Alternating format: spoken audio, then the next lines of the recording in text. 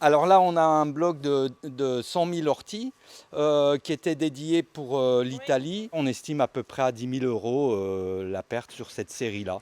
Nous sommes à l'école d'horticulture et des paysages de Roville-aux-Chênes où ce sont près de 300 000 jeunes plants d'ortie, âgés d'à peine 12 semaines, qui devaient ainsi partir pour différentes destinations. La Laponie se disait même intéressée, seulement voilà, la pandémie de Covid-19 est passée par là et toute cette production périssable se retrouve désormais bloquée ici. Mais cultiver une plante qui pousse merveilleusement bien en pleine nature et ne se laisse pas si facilement dompter lorsqu'il s'agit de la produire en godet, une drôle d'idée, me direz-vous, mais qui ne manque pas de piquant puisque les possibilités sont nombreuses.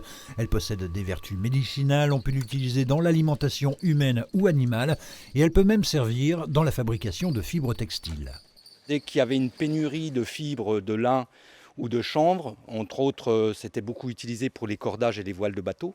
Donc à chaque fois qu'il y avait des pénuries, on se retournait sur d'autres plantes et entre autres l'ortie parce qu'elles ont la capacité à produire des tiges avec des fibres très résistantes, avec une qualité qui ressemble quasiment à une qualité soie. Les premiers gros utilisateurs de textiles à fibres d'ortie, c'était l'armée.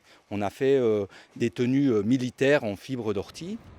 L'école a travaillé durant 5 longues années à mettre au point le semis d'ortie et sa standardisation et quelques industriels lorrains se disent désormais intéressés, même si tout cela n'est encore réalisé qu'à titre expérimental.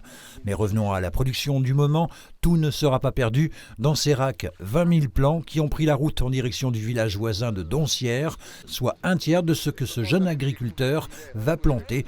Nous sommes bien loin de l'agriculture dite conventionnelle. J'ai repris l'exploitation familiale, tout ça, puis j'étais en quête d'essence. Un jour, je me suis demandé c'était quoi le bonheur et tout ça.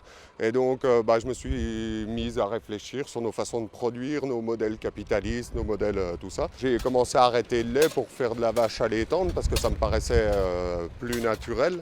Et aujourd'hui, justement, je cherche à faire un peu de légumes, de l'ortie qui pour moi a des vertus presque médicinales. Pour moi, c'est ma source de minéral sur mon exploitation. J'achète plus de minéraux à l'extérieur, donc c'est bien, ça va dans le sens de l'agriculture biologique qui est autonome. On va redécouvrir les plantes que les anciens utilisaient. En fait, ma vraie passion, elle est là, quoi. Christophe s'est même converti à la tisane d'ortie. Il y a 2 ans, il avait déjà fait appel à l'école de Roville-aux-Chênes pour obtenir 50 000 plants dont la durée de vie est d'en moyenne 15 ans, car il sait qu'à terme, de nombreux débouchés s'offriront à lui, bien plus que le simple apport en minéraux pour ses animaux.